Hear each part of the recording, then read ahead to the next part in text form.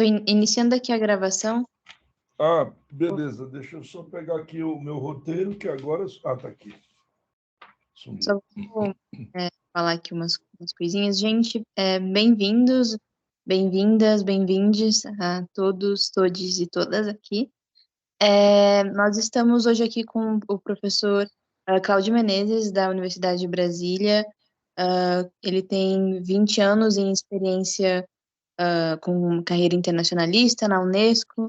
Então, hoje a gente está aqui para ouvi-lo um pouco falar sobre toda essa experiência, toda essa vivência, entender um pouco mais.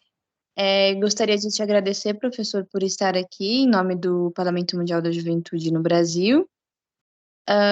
E é isso. Muito obrigada. Passo a palavra ao senhor. Boa noite. Estão me ouvindo bem? Sim, tudo tranquilo. Sim. Muito bem. Então, eu agradeço pelo convite para poder conversar com vocês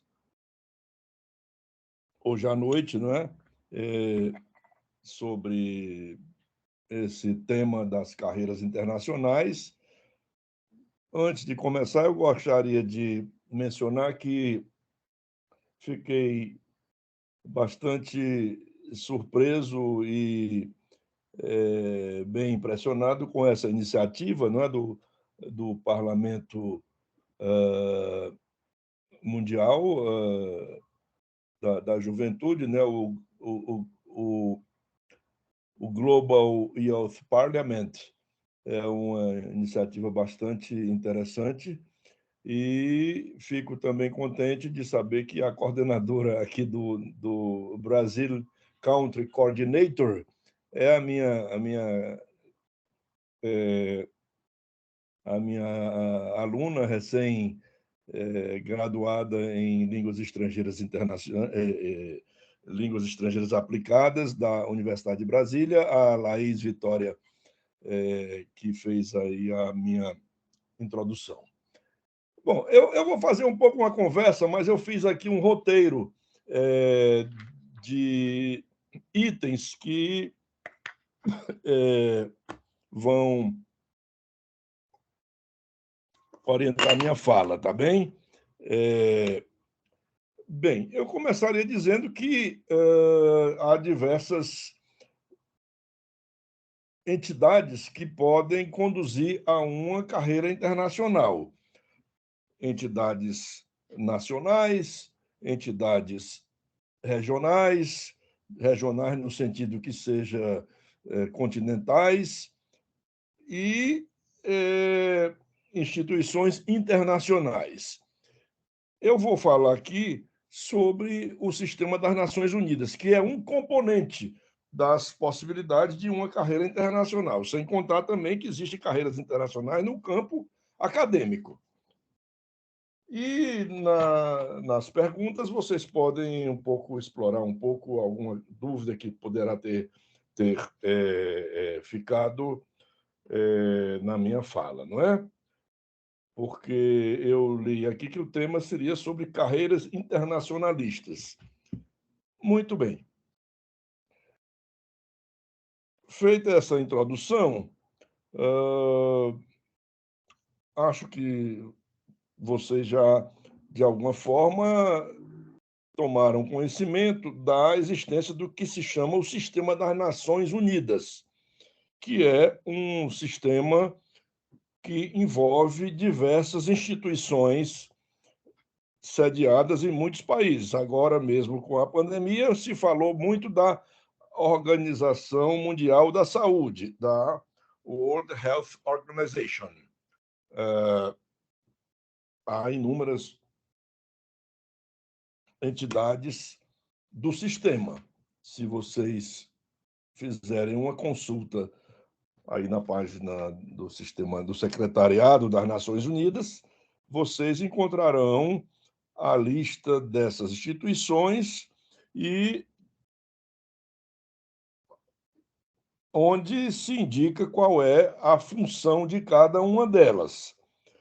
Numa das disciplinas do nosso curso, que se chama Fundamentos da Sociedade da Informação, Eu, inclusive, dou uma aula sobre o sistema das Nações Unidas, envolvendo a Unesco, que é a Organização das Nações Unidas para a Educação, a Ciência e a Cultura, a OMC, a Organização Mundial do Comércio, a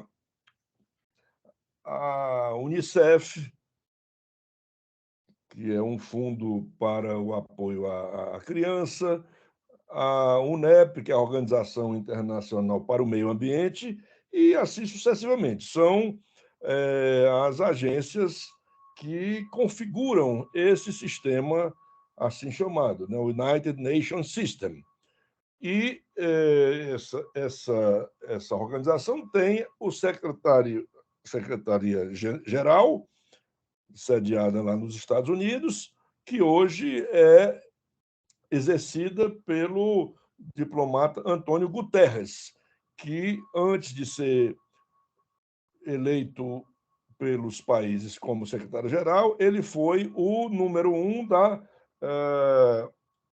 Acnur, que é um organismo das Nações Unidas para questões de refugiados. Vocês podem já um pouco imaginar que o sistema das Nações Unidas é bastante amplo. E ele tem entidades especializadas, não é? Que operam de acordo com o seu mandato, não é? A OMS, por exemplo, é para o campo da saúde e, no momento agora da pandemia, ela teve um certo realce. Uma outra organização também muito importante é a ITU, a International Telecommunication Union. E há também a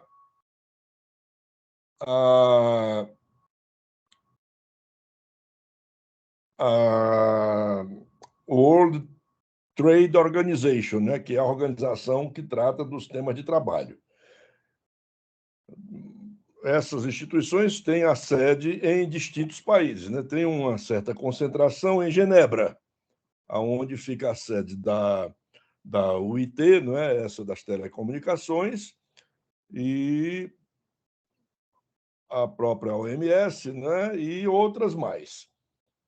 A Unesco tem sede em Paris, que é onde eu trabalhei durante muitos anos. Muito bem. Dito isso, eu devo também explicar rapidamente que essas instituições têm um programa de trabalho, não é? Às vezes, isso não é muito bem compreendido, mas as instituições das Nações Unidas têm que exercer o seu mandato em conformidade com um programa que é aprovado pelas suas instâncias. E como o sistema das Nações Unidas é um sistema intergovernamental,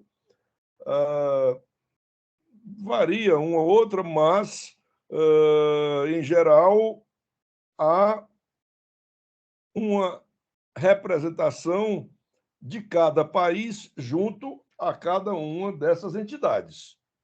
Agora mesmo, lá, o presidente Bolsonaro fez a abertura lá da Assembleia Geral das Nações Unidas,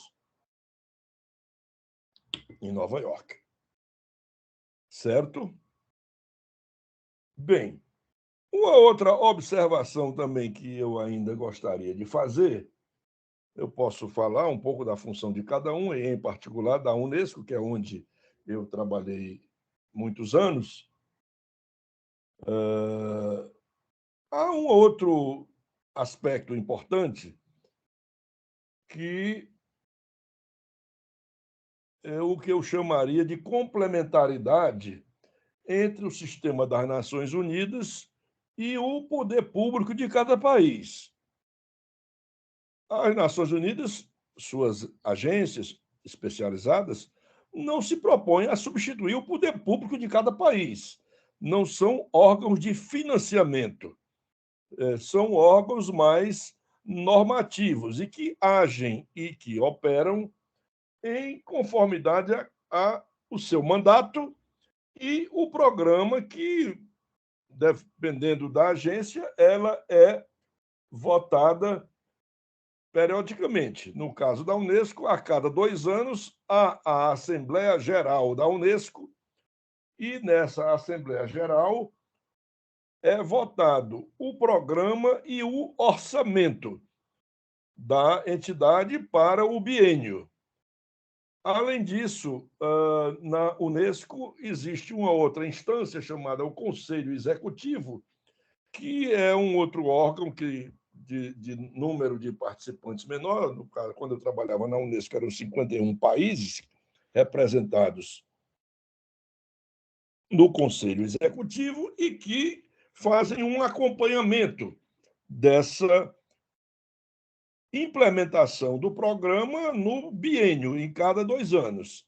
E, naturalmente, verificam se o programa aprovado para o biênio está sendo implementado adequadamente, para que haja um ajuste em caso de necessidade. É assim que, no caso da Unesco, é implementado o orçamento.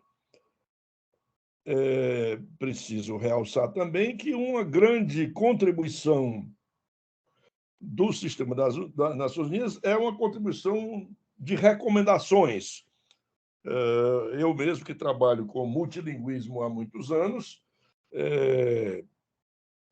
leio esses documentos de recomendação. Um deles é até já um pouco idoso, porque é um documento de 2003, que é uma recomendação sobre o desenvolvimento do multilinguismo no mundo digital, que são documentos que dão assim orientações de natureza de política institucional para que, no meu caso da Unesco, mas cada instituição tem lá o seu sistema normativo, o seu sistema de desenvolvimento do seu programa e o seu sistema de tomada de decisões.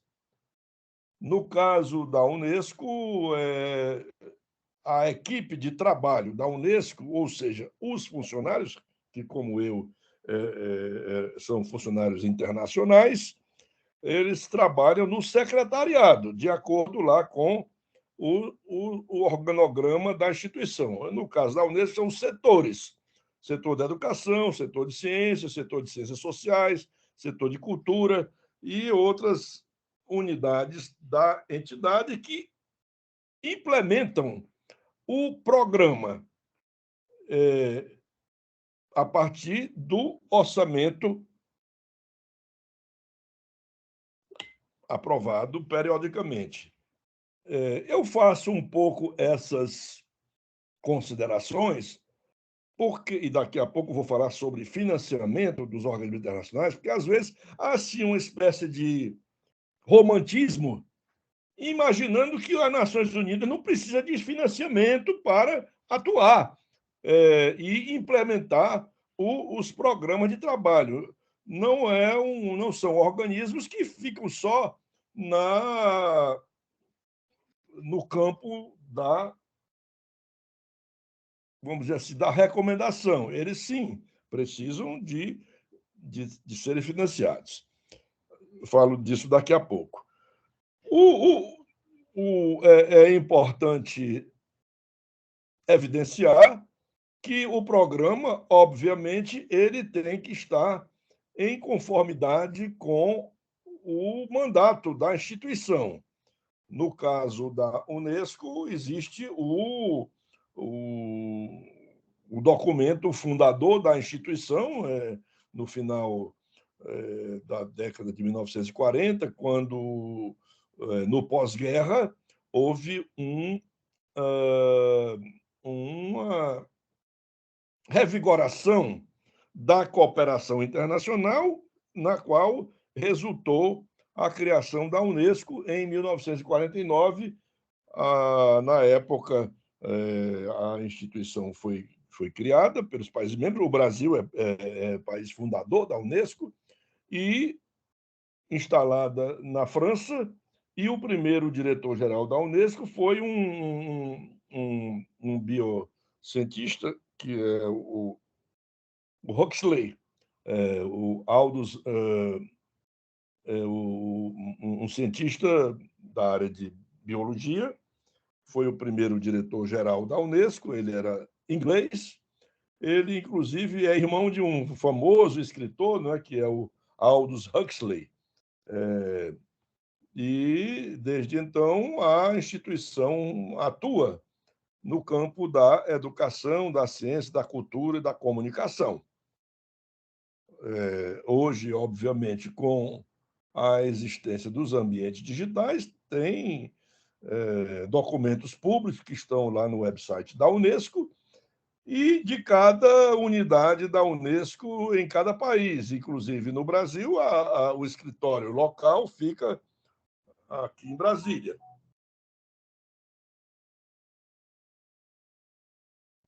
Eu não sei se vocês querem também já ir fazendo perguntas. Se quiserem, podem fazer. Mas eu fiz um roteiro aqui, onde eu estou agora falando da complementaridade entre o sistema das Nações Unidas e o poder público de cada país. Depois eu vou falar sobre o financiamento das instituições das Nações Unidas. Depois eu vou falar sobre o ingresso nessas instituições, como é que se pode ser funcionário de um órgão das Nações Unidas, e uma conclusão e perguntas. Mas se vocês preferirem já ir perguntando, não há muito problema. A gente vai tentando responder a cada momento. Tá bem? Tá sim. Acho que não tem nenhuma pergunta no momento.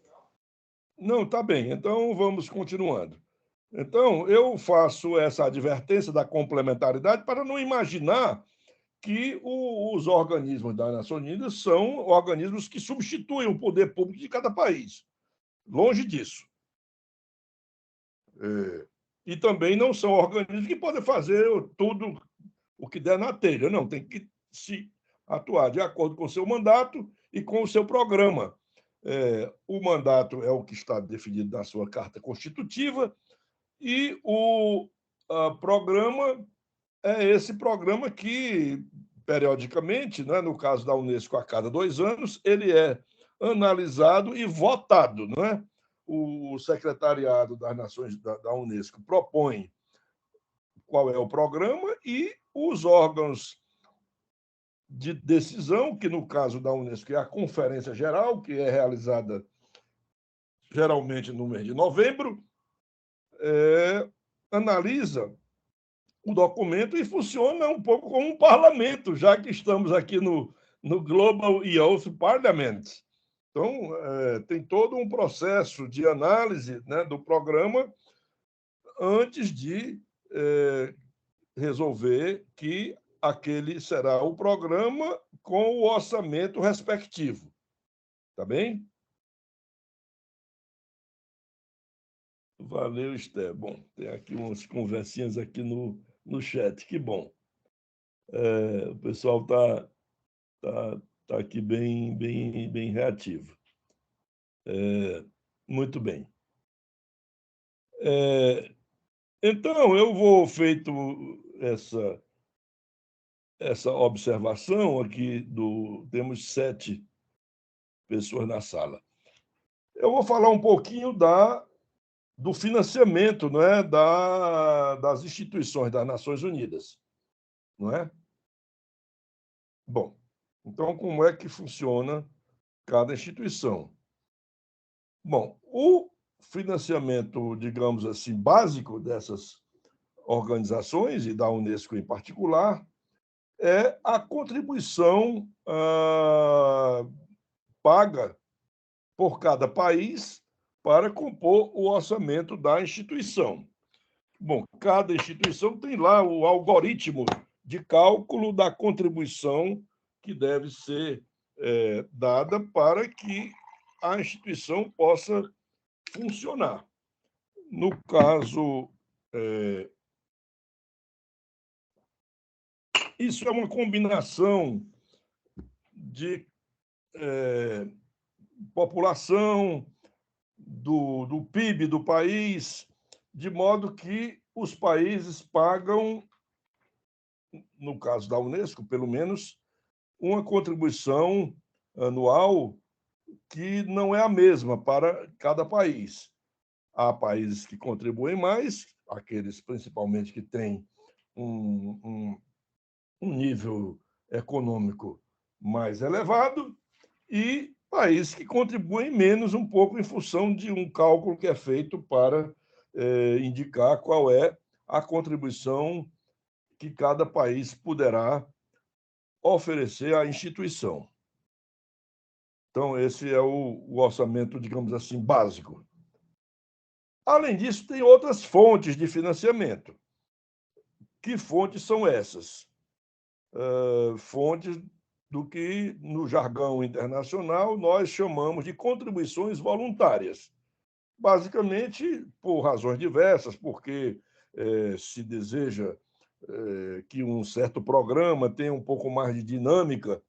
Então, países ou instituições, empresas privadas ou instituições governamentais podem oferecer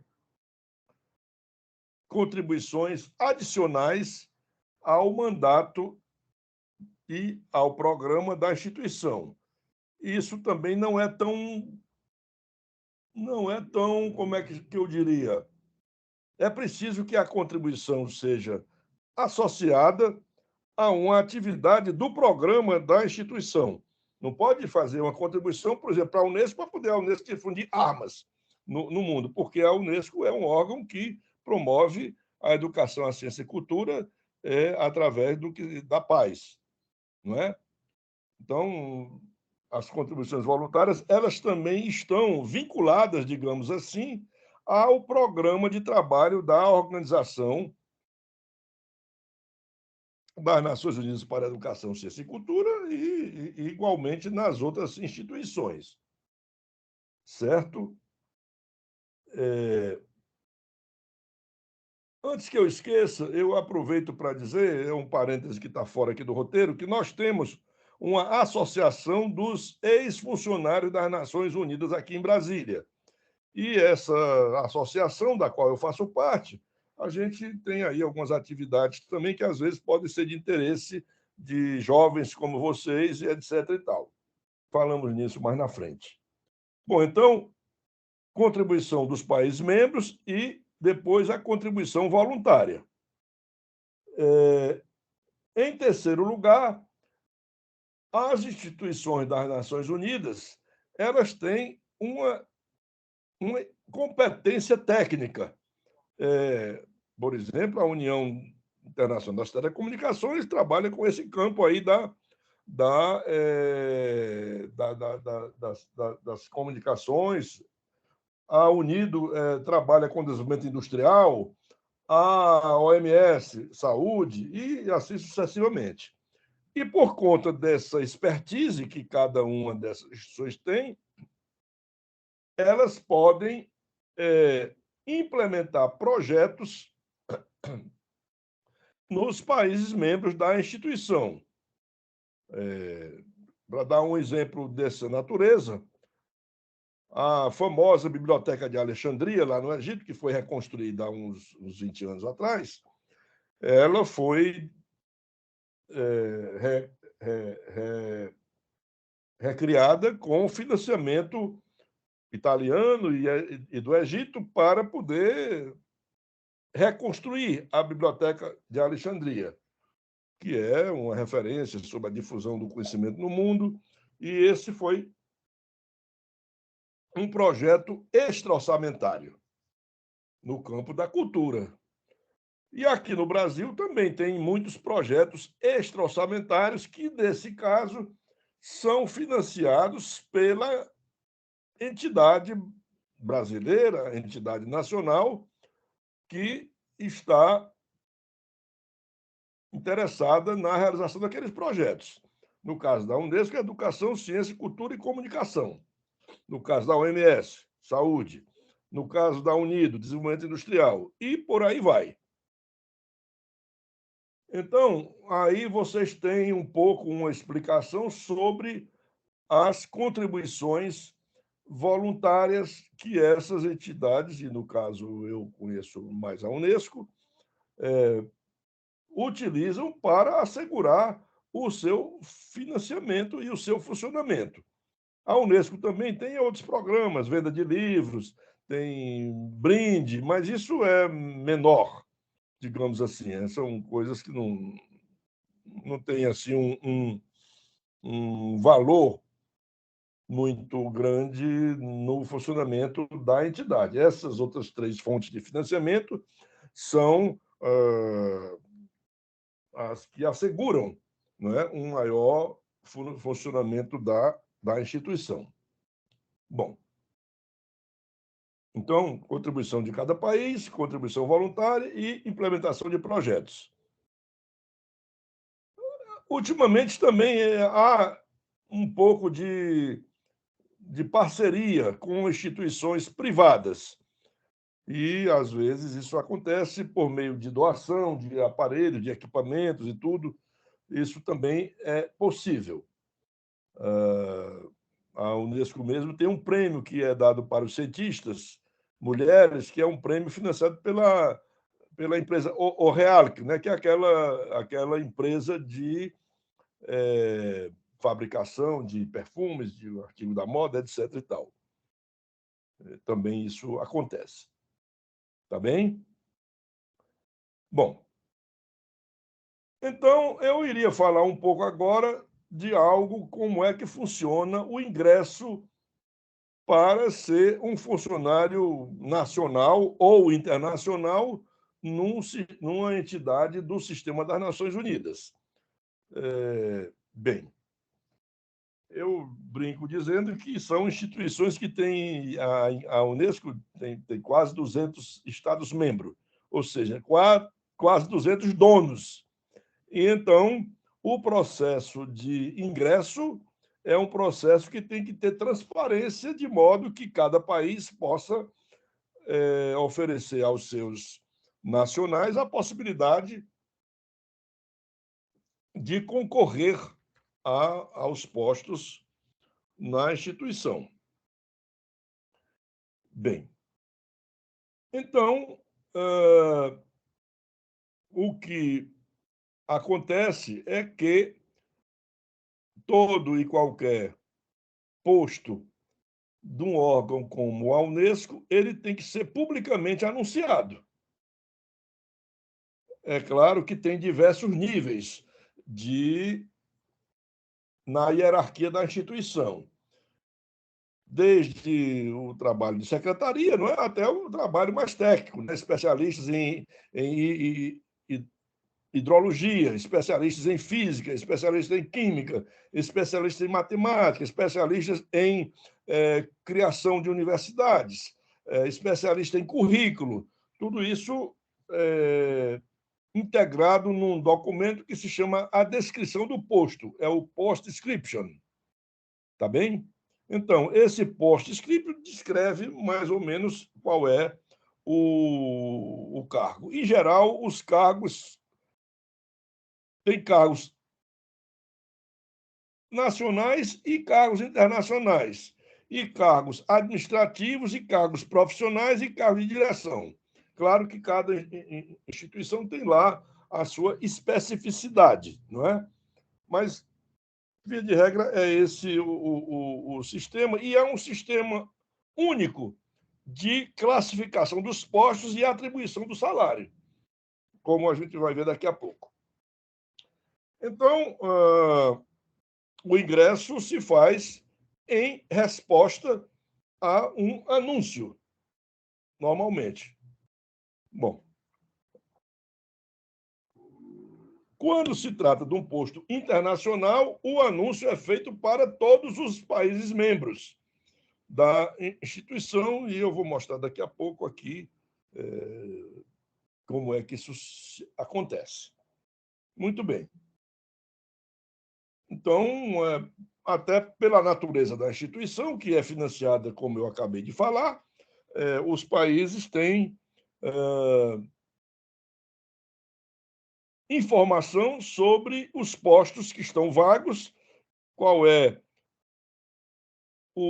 a job description, né, desse cargo, os prazos e o processo de recrutamento.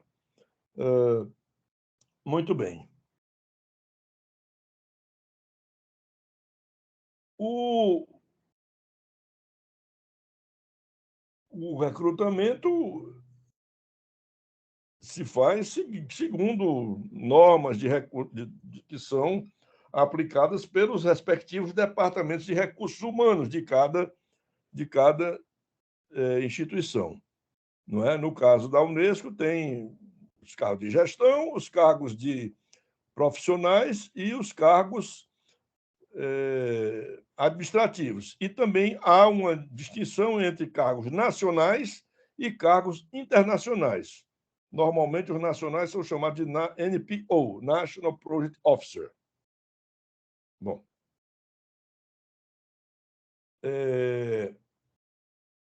Muito bem.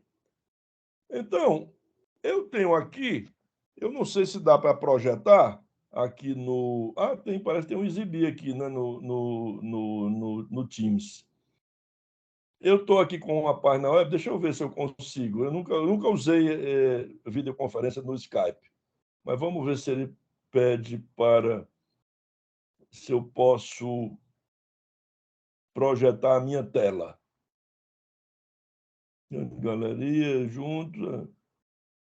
Eu não estou vendo aqui como é. Não, peraí. Alternar a página de conteúdo compartilhado de tema escuro. Entrar no modo Nos, de tela inteira.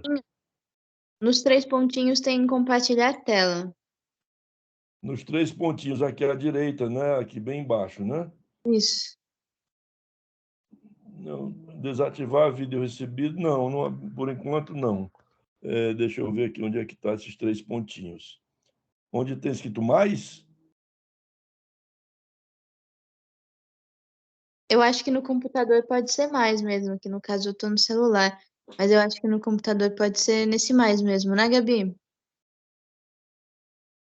Também não sei, Laís. Espera aí, eu vou conseguir dar uma solução, só um minuto.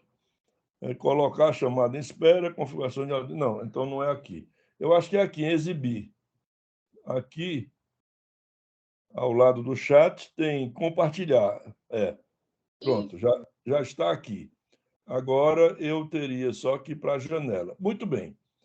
Então, como eu estava falando para vocês,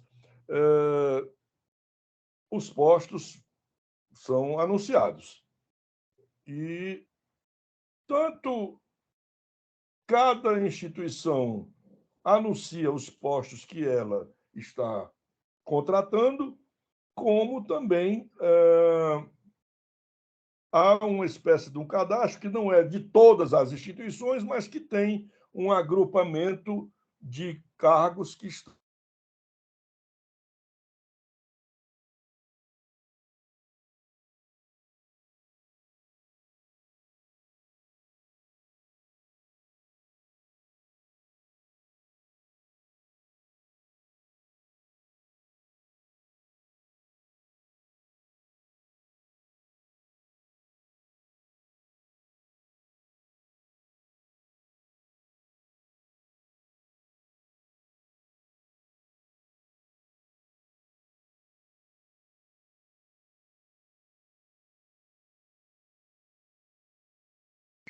Acho que tivemos um problema, né?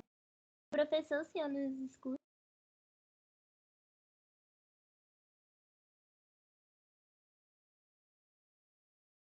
Alô?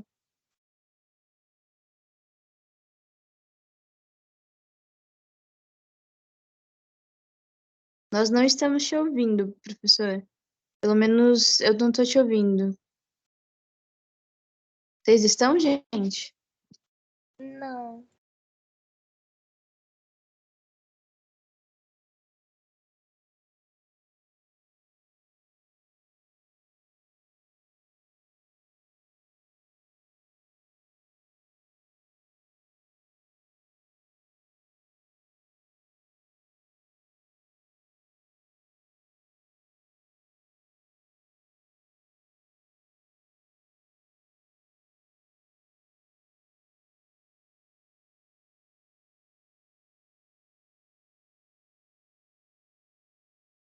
Sim, estamos te vendo.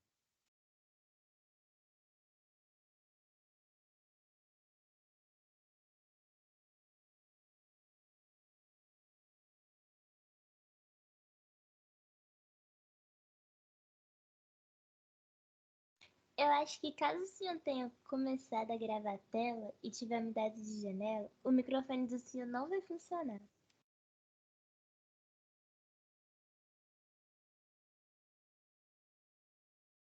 Aí teria que sair e entrar, Gabi? O que você recomenda? Acho que sim. Deixar de compartilhar a tela, aí a gente vê. Caso não volte o microfone, o senhor sai e entra de novo na reunião.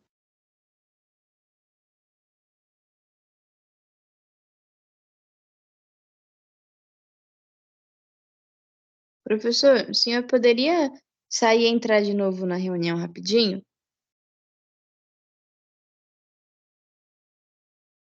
Que a gente não tá te ouvindo.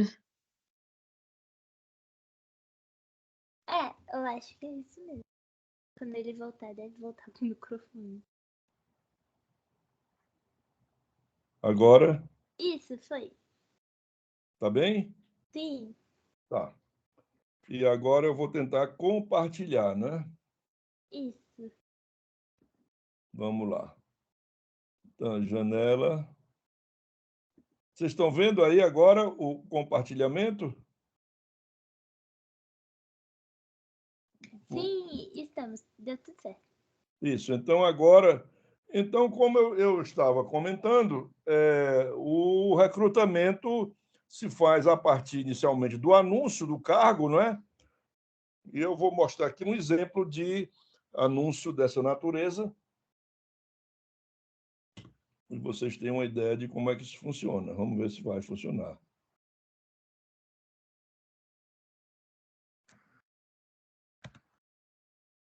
Não.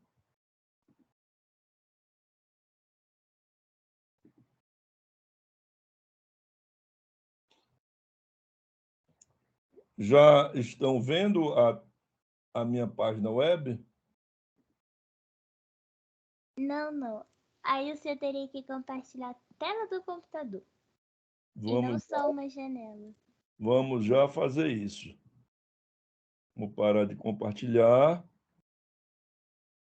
mudar de tela.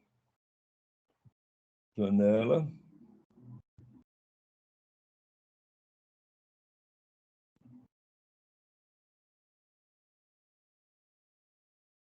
Fazer. Só um minuto. Claro. Blá, blá, blá, compartilhar. Parar de compartilhar. Deixa eu ver para cá.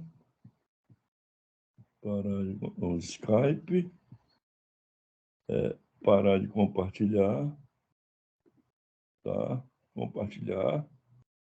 Agora vamos ver se eu consigo ir para a minha guia do Chrome. Ah, tá aqui. E agora? Acho que tá indo. Foi. Agora Bom, conseguimos ver. eu vou até colocar aqui no chat para vocês terem aí o link, tá? Então, você tem aqui uma explicação do Application Process, Searching for Job Openings, e aí tem toda uma explicação de como você submete o seu application. Searching for Job Openings, creating a profile and preparing an application, depois submitting a job application, depois evaluation of the application, depois assessment exercise, 6, competency-based interview, e 7, selection notification, e aí outros itens aí do processo, né? Então, aí tem um passo a passo do um passo a passo do processo de seleção. Vamos lá. Eu estou mandando aí no chat o primeiro link, não é? Bom. Depois, e aqui tem um exemplo. Ah, não, está 2 vezes aberto. Eu vou fechar uma. Bom. Então, agora eu volto aqui para o meu Skype e vou mostrar uma lista de postos que estão anunciados. Por exemplo, mudar de tela ou janela. Aí eu vou aqui para o guia do Chrome. Eu vou fechar essa que vocês já viram, não é? E vou abrir outra. Só um minuto. Aqui essa já foi vista. Agora eu vou ao meu compartilhamento de novo. Vou lá na janela, entro aqui, compartilho. E agora eu vou tentar lançar essa outra aqui.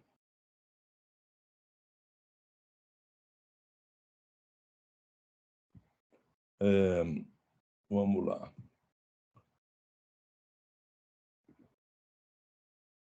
Aqui vai ter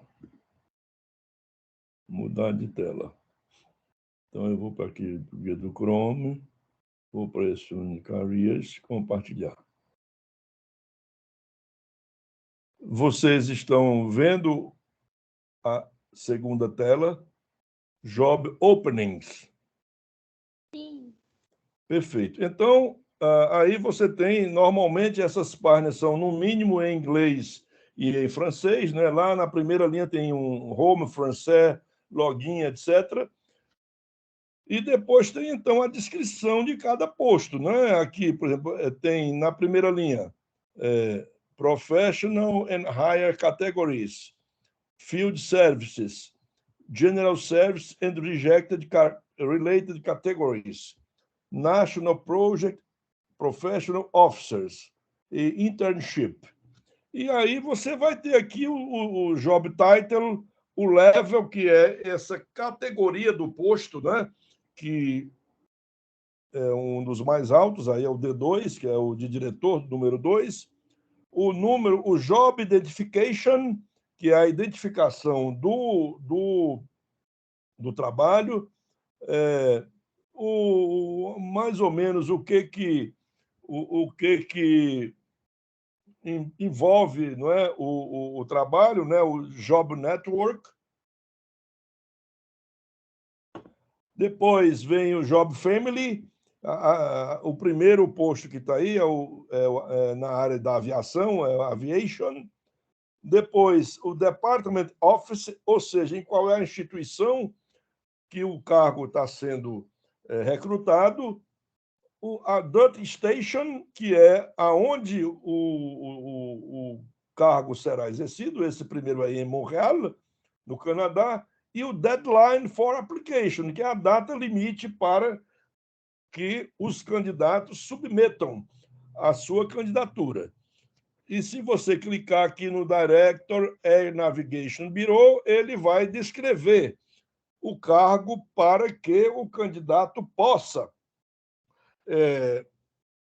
enfim, preparar a sua candidatura.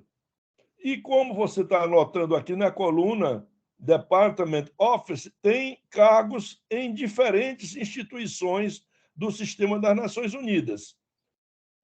Por exemplo, aqui tem na área financeira, não é? Passando para a página 2, eu posso mudar de tela para ver outros cargos, né? Aqui P3, D1, esse código que indica um pouco o nível. P é profissional, eu era profissional. Eu era P5 lá na Unesco. E aí tem os D1 e depois o D2, que é um dos mais altos. Além desses dois, aí são postos muito mais altos ainda. No caso da Unesco, depois do D2 vem o ADG, que é o Assistant Director General. Depois tem o DDG, que é o Deputy Director General, e depois vem o DG, que é o Director General. Bom, então, com isso, vocês têm que, por exemplo, aqui tem um posto que é na UNEP, United Nations Environmental Program. É uma agência das Nações Unidas baseada em Nairobi que trabalha com meio ambiente. Mas esse posto está sendo oferecido na cidade de Beirute, lá no Líbano. É um posto de nível P3, e aqui tem a explicação o job description, né? Que seria a gente clicando aqui, vai aparecer na tela o job description. Aí você tem aqui, por exemplo, o job code title, department office, duty station, posting period, aí está o período que está postado, né, esse recrutamento, e aqui tem o número do cargo, e em seguida tem uma descrição completa do que é o post. E se você quiser submeter a sua application, tem o Apply Now, que vai abrir um formulário para você preparar sua candidatura. Tá bem? Bom, então eu vou fechar essas duas telas aqui, porque vocês já viram, né? Essa aqui eu vou colocar o link, porque se quiserem depois podem acessar e explorar um pouco mais esse roster, né, que é o termo técnico que é usado. Bom, e por último eu vou colocar o link aqui para os postos da Unesco, porque esse site que eu mostrei para vocês é um site mais completo das Nações Unidas, mas tem um site aqui só da Unesco. Deixa eu ver se eu consigo compartilhar. Deixa eu ver aqui. Aí tem...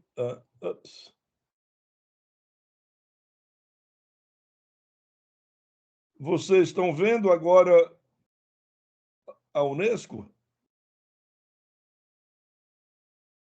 Não? Não. Não, Então, vamos já mudar para que vocês vejam. Só um minuto. Confirmar, mudar de tela. E eu vou botar aqui o guia do Chrome. E agora? Agora sim. Bom, então aí você tem esse terceiro link, que é uma descrição específica dos cargos que estão em recrutamento na Organização das Nações Unidas para a Educação, Ciência e Cultura. Tá bom? E aí é a mesma coisa, né? Você tem o title, location, type of post, grade, closing date. E aí tem os níveis, né? P2, G5. O G são postos mais administrativos, de secretariado. O G5, aí P1 e P2 é o início da carreira do profissional. Aqui, por exemplo, tem um D2, que é um posto lá em cima, né? Director, UNESCO International Institute for Education Planning. Esse é em Paris. E como vocês podem observar, tem a descrição em francês e em inglês, não é? E lá em cima você pode escolher a língua que você quer usar. English, Spanish or French. Inglês, espanhol ou francês. E aí você vai poder ver tudo isso na língua específica. Tá bem? Bom, e eu já estou caminhando para o final. Aí eu vou voltar aqui para... Eu vou agora só compartilhar aqui o meu... eu vou fechar esse, compartilhar. Vamos lá no documento, e aí eu vou compartilhar só esse documentozinho que é o meu roteiro. Então, vocês tiveram aí um pouco uma explicação de como se dá o processo de recrutamento. Eu aproveito para acrescentar aqui, às vezes também tem recrutamento local. Aí, nesses casos, o recrutamento é anunciado só no website do escritório local da entidade, né? Não é um recrutamento internacional. Bom, e por último, eu gostaria de dizer o seguinte, que eu coloquei aí, vocês devem estar vendo, um tópico que é ação governamental para as categorias mais elevadas. Então, o que acontece? A exemplo de uma empresa privada, o processo de escolha dos dirigentes de mais alto nível são feitos por quem tem poder de escolha. E quem é que tem poder de escolha nas Nações Unidas? São aqueles que financiam as Nações Unidas. No caso, os países membros de cada entidade. Bom, e aí, por conta disso, para os níveis mais elevados, há uma competição também de natureza política. Porque existe pela própria natureza de cada instituição das Nações Unidas, existe uma espécie de cota indicativa. Cada país tem, entre aspas, um direito a um certo número de cargos, para que o secretariado seja, digamos assim, o mais representativo e diversificado dos países membros daquele organismo.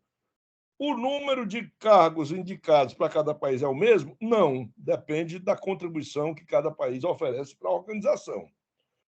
Bom, isso não significa dizer que vai haver um recrutamento de uma pessoa desqualificada. Normalmente, o que acontece para um posto mais elevado é que vai ter o que se chama um shortlist, que são aqueles currículos que estão considerados aptos para o exercício daquele cargo. E aí tem diversos critérios. Um deles, se o país está pouco representado, então é possível que o seu candidato tenha uma possibilidade mais alta.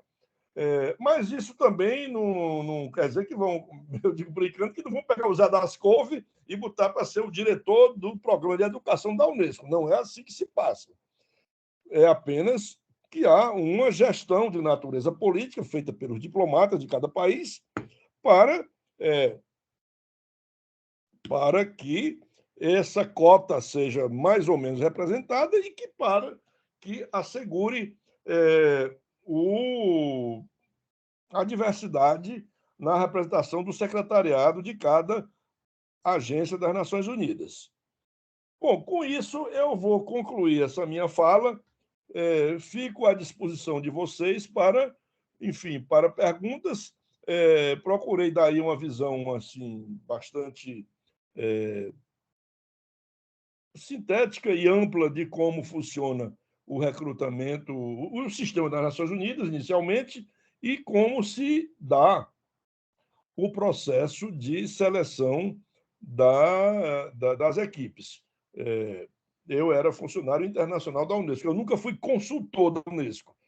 Os consultores são aqueles que têm contrato de curta duração, normalmente na esfera de um projeto específico. Terminado o projeto, eles são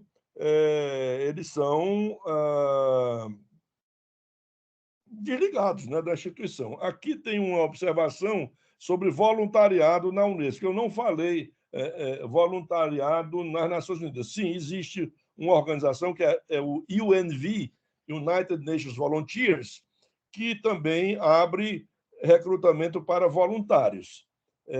Aqui a Maiara está dizendo, vi uma vez, o senhor também informar mais sobre? Sim, é o UNV, United Nations Volunteers. Então, eles têm, o UNV tem um website aonde você cadastra. Eu não sei se eu vou conseguir achá-lo aqui, pode ser que eu consiga. Deixa eu botar aqui no Google para ver se eu consigo. unv.org. Não sei, vamos ver se é isso. É uma instituição sediada em Genebra que, enfim, que opera... não, peraí.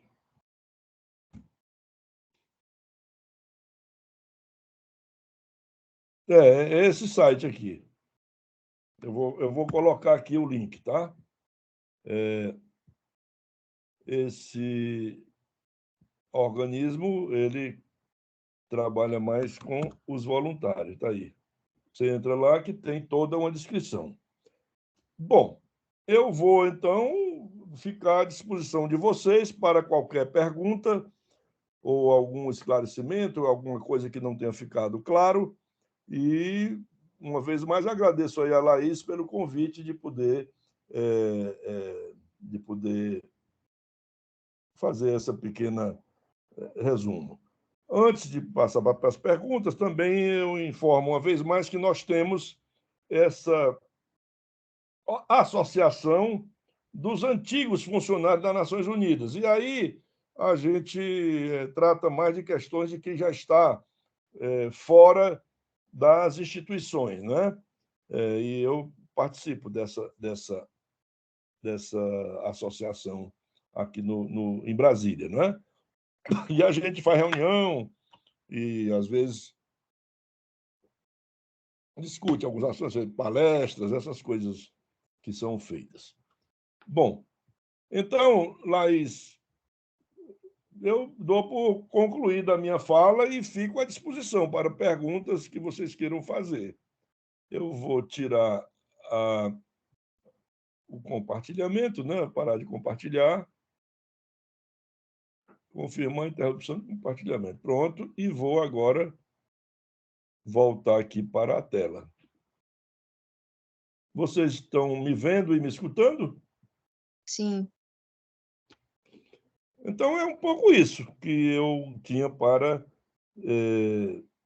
passar para vocês. E eu encorajo muito esse tipo de iniciativa, como esse Global Youth Parliament. É um bom ambiente, né, para explorar um pouco, né?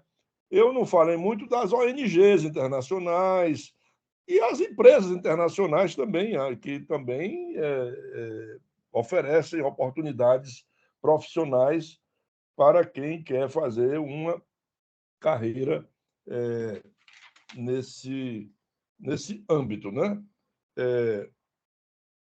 Enfim, era um pouco isso que eu tinha para dizer para vocês. Tá bem?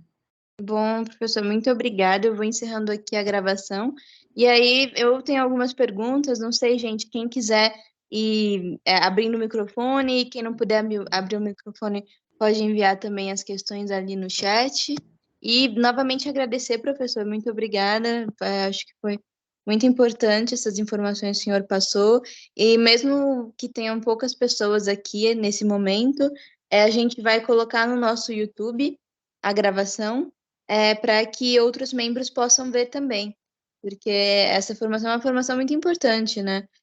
A maioria das pessoas que participam, eu acho que todas as pessoas que participam do parlamento têm interesse, né, em carreiras internacionalistas, então é muito importante essa aula que o senhor nos deu. Muito obrigada.